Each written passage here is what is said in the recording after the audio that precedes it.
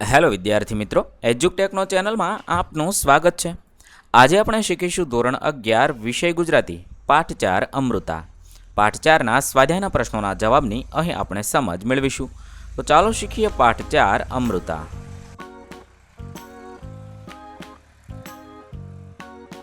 સ્વાધ્યાયના પ્રશ્નમાં પ્રશ્ન નંબર 1, નીચેના પ્રશ્નોના ઉત્તર એક એક વાક્યમાં લખો. સવાલ નંબર 1, અમૃતાને સૌ શું કહીને બોલાવતા હતા? જવાબમાં લખીશું, અમૃતાને સૌ અમુના વાલસોયા નામથી બોલાવતા હતા. સવાલ નંબર 2, અમૃતા માટે રાજબા હંમેશા શું કહેતા હતા? અમુ માટે રાજુબા હંમેશા કહેતા હતા, અમુ મોટી થશે ત્યારે નર્મદા જેવી જ રૂપાળી થવાની. 3, માસી અને મામીએ લેખકને લગ્નમાં શી ભેટ આપી હતી? માસીએ લગ્નમાં સોનાની શેર અને મામીએ લેખકને હાથની કલ્લીઓ આપી. 4, લેખક ક્યારે રડી પડ્યા? જવાબ થશે, અમુના લગ્ન લેવાયા અને એને પીઠી ચડી ત્યારે લેખક રડી પડ્યા. પ્રશ્ન નંબર 2, નીચેના પ્રશ્નોના 2-3 વાક્યમાં ઉત્તર લખો. 1, ભૈરવ કાકા કોણ હતા? તેમની શી વિશેષતા હતી?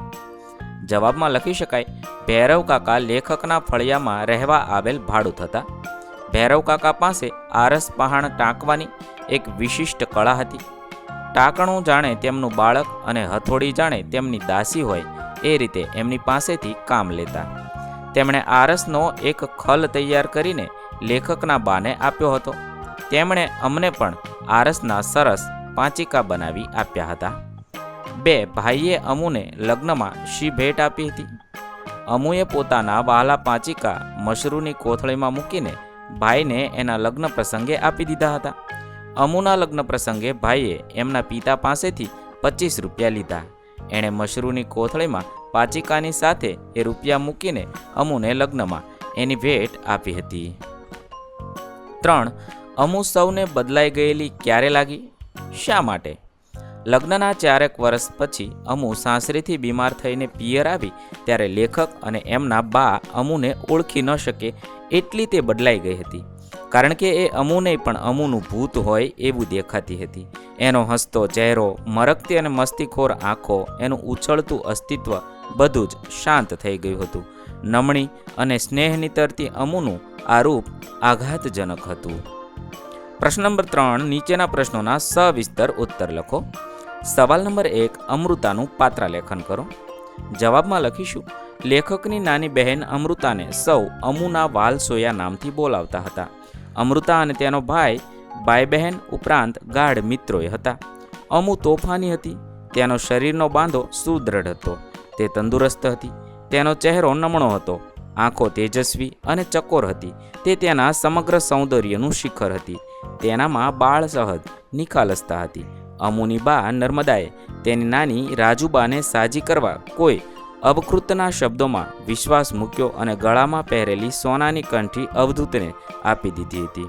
આ જાણીને તરત જ તેની બાને નિખાલસ ભાવે કહ્યું, મારા ગળામાંથી સોનાની કંઠી કાઢી લે, નહીં તો હું કોઈ સાધુને આપી દઈશ. અમુને પાંચિકાનો પણ ખૂબ શોખ હતો. એટલું જ નહીં, તે પાંચિકા રમવામાં હોશિયાર હતી. તેનો ભાઈ પ્રત્યેનો પ્રેમ અતૂટ હતો. આથી તે ભાઈના લગ્નની વાત સ્વીકારી શકી નહીં. તેણે ભાઈના લગ્ન બંધ રખાવવા અથવા તેને પરણાવવાની વાત ઉડાડી દેવા ખૂબ પ્રયત્ન કર્યા, પણ ફાવી નહીં. ભાઈને પીઠી ચોળી ત્યારે તે ચોધાર આંસુએ રડી. કોઈથી છાની ન રહી. ભાઈએ તેને બથમાં લીધી ત્યારે તેના ડૂસકા શમા. તેણે પોતાને વહાલા અને મનગમતા પાંચિકા ભાઈને લગ્નમાં ભેટ આપી દીધા. અમુએ પોતાના ભાઈ પ્રત્યેના પ્રેમમાં એકાધિકાર જમાવ્યો હતો. અમુના લગ્ન થતાં તેના વિદાય પ્રસંગે ભાઈએ પણ પાંચિકાની મશરૂની કોથળીમાં 25 રૂપિયા મૂકીને એ કોથળી અમુના હાથમાં સરકાવી દીધી હતી. એ પ્રસંગે ભાઈએ અમુની આંખોમાં વહાલ, વિષાદ અને વ્યથા જોયા હતા. લગ્નના 4 વર્ષ પછી અમૃતા અચાનક બીમાર પડી. પછી સૌને રડતા મૂકીને એ ચાલી ગઈ. અમુના અસ્થિ અને તેના મનગમતા પાંચિકા પાણીમાં પધરાવતા ભાઈનું અંતર રડતું હતું, પણ તેણે તો ભાઈના હસતા હસતા વિદાય લીધી હતી. 2, રાજબાએ કહેલી બાના બચપણની વાત તમારા શબ્દોમાં લખો. એક દિવસ રાજુબાએ અમુને અને તેના ભાઈના બાની બાળપણની એક વાત કહી. તેમના બાનું નામ નર્મદા હતું. તે 9-10 વર્ષની ઉંમર હતી ત્યારે રાજુબા માંદા પડી ગયા. કોઈને આશા ન હતી કે એ જીવશે. એમના નાના એટલે કે રાજુબાના પતિ હતાશ થઈ ગયા. એ દિવસોમાં એક સાધુ ભિક્ષા માગવા આવ્યા. નર્મદા મુઠ્ઠી ભરીને બાજરો લઈ સાધુને દેવા દોડી. એ સાધુએ એના ગળામાં સોનાની શેર જોઈ. એને વાતમાં ઘરની વાનગીની ખબર જાણી લીધી. એણે નર્મદાને કહ્યું કે તારી આ સોનાની કંઠી આપી દે તો તારી માં સાજી થઈ જશે એવી ભસ્મ આપું. ભોળી નર્મદાએ તરત જ સોનાની કંઠી ગળામાંથી ઉતારીને સાધુને આપી દીધી અને સાધુ ચપટી ભસ્મ આપીને ચાલતો થયો. નર્મદાએ ભસ્મને પાણીમાં ભેળવીને ચમચીથી રાજુબાના ગળામાં ઉતારી દીધી.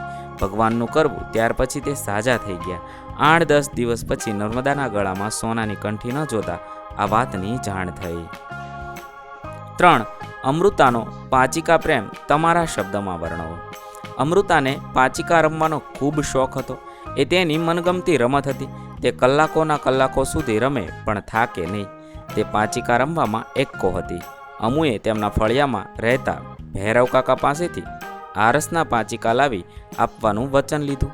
બીજે દિવસે અમુની પાસે આરસના સુંદર કૂકા આવી ગયા. તેણે રમીને એ પાંચિકાને સરસ મજાના લીસા અને ચળકતા બનાવ્યા હતા. અમુ પાંચિકાથી રમે ત્યારે તેનો કૂકો બહુ ઊંચે સુધી ઉછળે અને નીચે આવે ત્યારે કૂકાની સાથે તેની આંખની કીકી પણ ઊંચી ચડે અને નીચી ઉતરે. અમુ પાંચિકા રમવામાં એટલી એકરાર થઈ જતી કે તેની ચબરાક આંખો ઊંચે ઉછળતા કૂકાને તરત જ હાથમાં ઝીલી લીધી. આરસના કૂકા એને ખૂબ ભાલા હતા અને સાચવવા માટે એણે ખાસ મશરૂની કોથળી પણ કરાવી હતી. કૂકા એટલે અમુનો પ્રાણ, એનું અમૂલ્ય ઘરેણું અને મોંઘી મિલકત. 4. લેખકનો ભગીની પ્રેમ. અમૃતા ચરિત્ર નિબંધમાં કેવી રીતે પ્રકટ થાય છે તે જણાવો. લેખકને અમુ એટલી વાલી હતી કે બહેન અમૃતા પર ચરિત્ર નિબંધ લખીને જાણે પોતાની વાલસોઈ બહેનને સ્મરણાંજલિ આપે છે. બહેનની વાત કરતા લેખક ક્યારેક ગળગળા થઈ જાય છે તો અમુની ગેરહાજરીમાં પોતાના જ ભવા પલાળીને તેને યાદ કરે છે. આ ભોળા ભાવે તેની બાને કહેલું, બા મારા ગળામાંથી સોનાની કંઠી કાઢી લે, નહીં તો હું કોઈ સાધુને આપી દઈશ. આ પ્રસંગને પણ લેખક ભૂલ્યા નથી. અમુને વહાલા પાંચિકા તેની રમવાની ઢબ. રમતી વખતે ઉછળતા કૂકાની સાથે અમુની ઉછળતી આંખની કીકીનું સજીવ અને સુંદર ચિત્રણ આલેખ્યું છે. ભાઈના લગ્નને અટકાવવા અમુએ બાને કરેલી અરજી બાપુને કરેલા કાલાવાલા, પણ બિચારી અમુને કોણ માને? એ શબ્દ દ્વારા ભાઈઓ બહેન પ્રત્યે સહાનુભૂતિ દર્શાવી છે. અમુની આંખોમાં છલકતો સ્નેહ જોઈ અને બાજી પડે છે. બંને મન મૂકીને રડે છે. અમુના લગ્ન લેવાયા ત્યારે એટલા ગમગીન થઈ ગયા કે અમુને પીઠી ચડી ત્યારે તેઓ રડી પડે છે. અમુની વિદાય વખતે મશરૂની કોથળીમાં પાંચિકાની સાથે 25 રૂપિયા મૂકી બહેનના હાથમાં તે કોથળી સરકાવી ત્યારે અમુ ભાઈ સામે જોયું. ભાઈ અમુની આંખો કદી ભૂલ્યા નહીં. લગ્નના 4 વર્ષ પછી ભાઈની લાડલી તોફાની મસ્તીખોર બહેન અને અચાનક બીમારીએ ઘેરી લીધી અને સૌને રડતા મૂકીને તે ચાલી ગઈ. અમુના મૃત્યુ પછી તેની પેટીમાં પડેલા કૂકા જોઈને લેખકનું હૃદય દ્રવી ઉઠે છે અને બાને ભેટી પડે છે. અહીં આપણા પાઠ 4ના પ્રશ્નોના જવાબ પૂર્ણ થશે. વિદ્યાર્થી મિત્રો, ધોરણ 11ના ગુજરાતી વિષયના તમામ પાઠના પ્રશ્નોના જવાબના વિડીયો આપણી ચેનલ પર ઉપલબ્ધ છે, જે તમે ધોરણ 11 ગુજરાતી નામના પ્લેલિસ્ટમાંથી મેળવી શકો છો. પ્લેલિસ્ટની લિંક વિડીયોના ડિસ્ક્રિપ્શનમાં આપેલી છે. વિદ્યાર્થી મિત્રો, આપેલા વિડીયોની જો તમારે પીડીએફની જરૂર હોય તો તમે આપણી એપ્લિકેશન સ્માર્ટ સાથી પરથી મેળવી શકશો. વિદ્યાર્થી મિત્રો, આપણી એપ્લિકેશન સ્માર્ટ સાથી પ્લે સ્ટોરમાં આવી ગઈ છે, જેની અંદર તમે બધા વિભાગ જોઈ શકો છો. તેની અંદર વિવિધ ધોરણ છે. ધોરણ ઉપર ક્લિક કરતા વિવિધ વિષય ખુલશે. વિષય ઉપર ક્લિક કરતા તેની અંદર આવતા પાઠ ખુલશે. તેની અંદરથી તમે પાઠ્યપુસ્તક પણ ડાઉનલોડ કરી શકો છો. તેની અંદર આપેલા પાઠમાં ક્લિક કરતા તમે પાઠની પીડીએફ, સ્વાધ્યાયની પીડીએફ, સ્વાધ્યાયન પોથીની પીડીએફ, પાઠના વિવિધ વિડીયોઝ, સ્વાધ્યાયના વિડીયોઝ, સ્વાધ્યાયન પોથીના વિડીયોઝ બધું જોઈ શકો છો અને ડાઉનલોડ પણ માત્ર એક ક્લિકમાં કરી શકો છો. વિદ્યાર્થી મિત્રો, આપણી એપને સપોર્ટ કરજો, ડાઉનલોડ કરજો